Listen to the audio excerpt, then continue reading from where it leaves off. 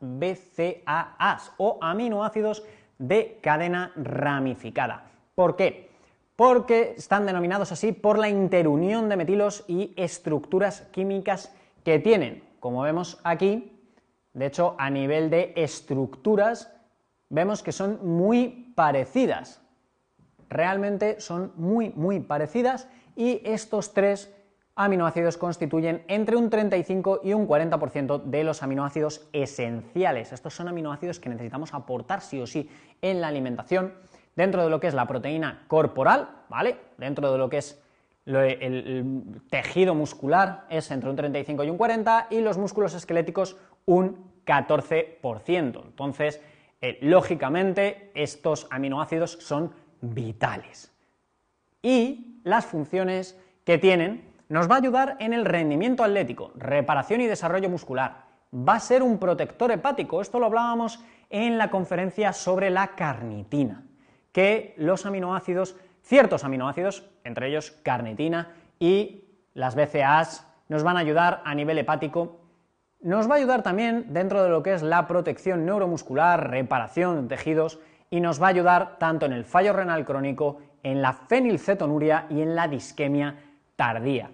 Estas son las 8 principales funciones de estos aminoácidos. Dentro de lo que es el rendimiento atlético, pues hay estudios que ya han visto que antes del ejercicio va a aumentar el rendimiento y mejorar la recuperación. De ahí que sean muy conocidos dentro de los gimnasios o el ámbito deportivo para, pues, sobre todo a nivel de musculación, poder tener una recuperación y un aumento de tejido mejor, teniendo en cuenta el entrenamiento. Va a prevenir también que la masa muscular en altitud se vaya deteriorando, una prevención de esa carencia de masa muscular, y también que en ejercicios prolongados en calor extremo pues no baje el rendimiento. Es muy importante también que sepamos eso. Lógicamente nos va a ayudar al declive del funcionamiento mental inducido por el ejercicio. ¿Por qué?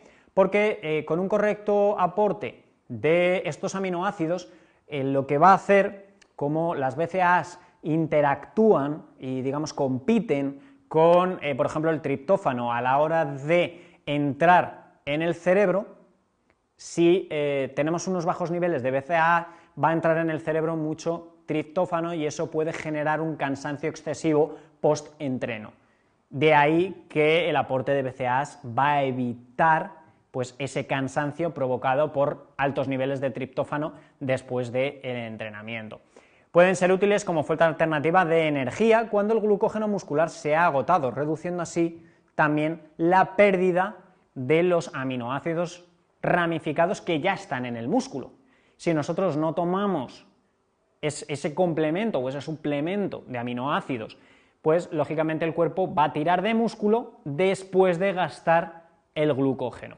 Entonces va a evitar eso, ya que cuando el glucógeno se agota, los aminoácidos de cadena ramificada pueden contribuir entre un 5 a un 15% del rendimiento de energía del cuerpo.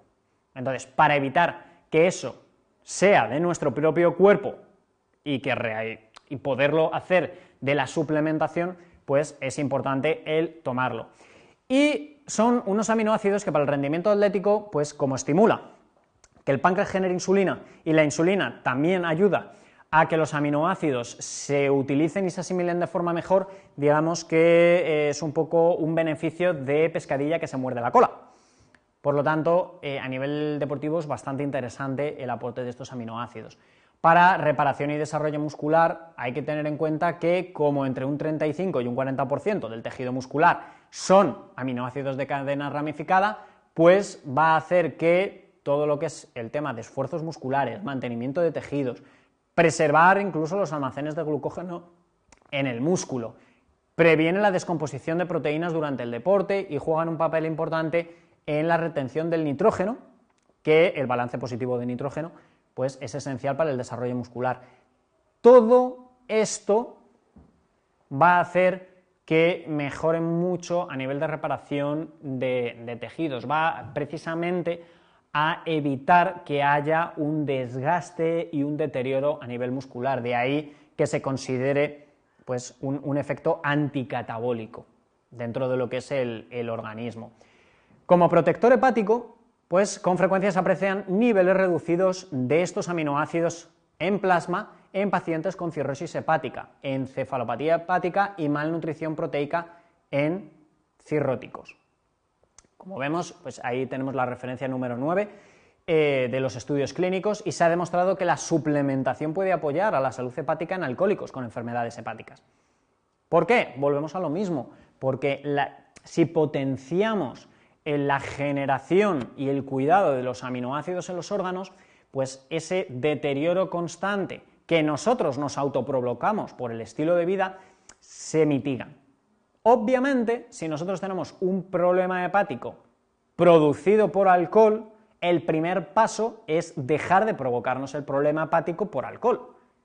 O sea, el primer paso siempre, en ámbito hepático, siempre va a ser no tocar el alcohol, para nada. O sea, de hecho, si nosotros queremos tener un hígado saludable, el alcohol es un alimento terminantemente prohibido, independientemente de los beneficios que te quieran dar las licoreras o cualquier comerciante que trabaje con algún producto que contenga algo de alcohol. El alcohol siempre va a ser dañino para el hígado. Es muy importante que sepamos eso. A nivel de protección neuromuscular, ha habido investigaciones que nos sugieren un beneficio en trastornos neuromusculares como la ELA. Esto es importante que lo sepamos. Sí es cierto que hay ciertos problemas de salud, ciertas patologías que realmente todavía no se tienen datos de cómo se puede ayudar, etcétera, pero este problema de salud, la esclerosis lateral amiotrófica, que es realmente complicada, y conocemos pues, casos de gente famosa que la ha sufrido y realmente es un problema bastante serio, pues dentro de lo que es las BCAAs nos va a ayudar incluso en la degeneración espinocerebral, dice, mediante una mejora de la resistencia muscular y progresión más lenta de la pérdida de la función motora. No lo va a curar. No lo va a curar, pero volvemos a lo mismo, hace que el cuerpo esté más fuerte para que la degeneración sea lo más lenta posible. Estamos hablando de calidad de vida. Es muy importante que entendamos eso. Los nutrientes siempre nos van a dar calidad de vida y tenemos que buscar la calidad de vida. Y eso es muy importante, y siempre pensar a futuro. Obviamente, si no queremos vivir hasta más de 40 años, pues bueno, podemos hacer lo que nos dé la gana y a partir de 40 años, pues apaga y vámonos. Pero realmente, si nosotros queremos llegar a una vejez saludable, es muy importante que entendamos estas cosas a nivel de nutrición, porque cuando los nervios se degeneran no comunican correctamente con músculos y estos se degeneran a la vez. Entonces, de ahí ese es el mayor de los problemas de esa patología de la ELA. Entonces va a ayudar la BCAA a ir ralentizando un poco ese caso. A nivel de reparación y tejidos es prácticamente lo que hemos estado mencionando anteriormente. Lo que va a hacer es apoyar y recuperar mejor los tejidos y que haya menos degeneración nutricional y de aminoácidos en los tejidos. Entonces, cualquier persona con traumatismo, estrés, cirugías, etcétera, va a acelerar los procesos de reparación. Es muy importante que sepamos eso. Entonces, igual, la nutrición es doblemente vital cuando nosotros tenemos una cirugía, un problema de salud, o sea, es muy, muy importante que tengamos una correcta concienciación en este aspecto. A la hora de ayudarnos con el fallo renal crónico, pues se ha encontrado una mejora en la respiración y en la calidad de sueño en personas que se le administró estos aminoácidos intravenosos sobre diálisis renal. Volvemos a lo mismo, una persona que está en diálisis, ya que tiene un fallo a nivel renal gravísimo, y si no tiene una diálisis, pues sufre un envenenamiento, en la diálisis no te la puedes quitar, porque obviamente si los riñones ya no funcionan, parte del cuerpo que deja de funcionar, es muy complicado devolverle a un estado óptimo de funcionamiento. A día de hoy, con los conocimientos que tenemos, en algunos casos todavía es casi imposible. De aquí a futuro realmente no se sabe. Pero sí es importante que entendamos que va a mejorar otros aspectos. Volvemos a lo mismo, mejora la calidad de vida. Entonces, dentro de lo que es la fenilcetonuria, que es un exceso de fenilalanina, un aminoácido, cuyos productos finales en sangre pues, pueden llegar a provocar daños en el sistema nervioso, esto sobre todo pues, a nivel más en niños y en personas jóvenes. Se ha visto que un estudio que se les dio una suplementación de BCAAs para ver cómo interactuaban, pues se mejoró bastante en varios test de funcionamiento mental. Entonces, esto se puede deber a lo que os he comentado anteriormente, como las BCAAs compiten con la fenilalanina, aparte de con el triptófano y otros nutrientes, pues si para que entre BCAAs tienen que entrar menos fenilalanina, entonces va a haber una reducción de ese exceso en el organismo. Para la disquemia tardía, volvemos a lo mismo, está relacionado con los altos niveles de fenilalanina. Entonces, lógicamente, es exactamente lo mismo en este caso. De hecho, el estudio que se hizo, de 9 pacientes tratados, 6 tuvieron una mejoría del 58% de los síntomas de la disquemia. Y todos, o sea, los otros 3 restantes, mínimo tuvieron un 38% de mejora. Entonces, para este tipo de problema, las BCAAs van a beneficiar. Obviamente, dentro de lo que es precauciones, el consumo excesivo del suplemento dietético, no a través de la alimentación.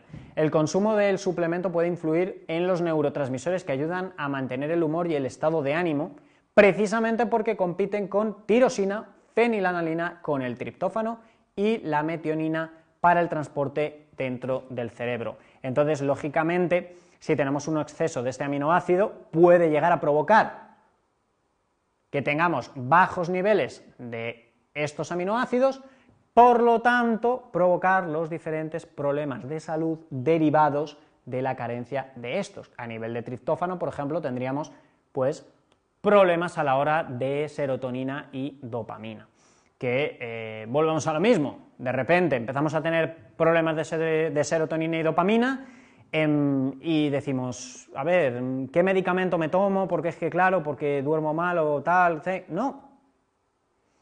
Muchas veces es eso, simplemente pues analizar un poco lo que estamos tomando y ver qué ajuste tenemos que hacer en el estilo de vida, simplemente.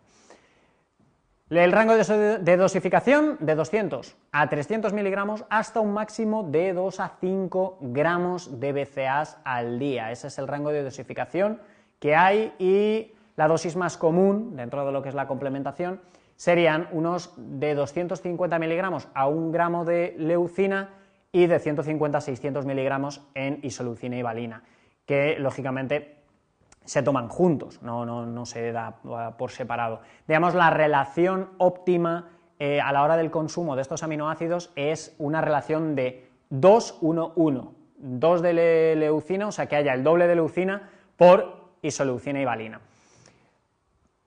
Como veis aquí a nivel de referencias tenemos los 24 estudios relacionados con este aminoácido y es muy importante que dentro de lo que es el reino animal, la carne y sus derivados, el pescado o marisco, la leche, grupos lácteos y huevos o ovoproductos son los grupos alimenticios que más abundancia van a tener de estos aminoácidos.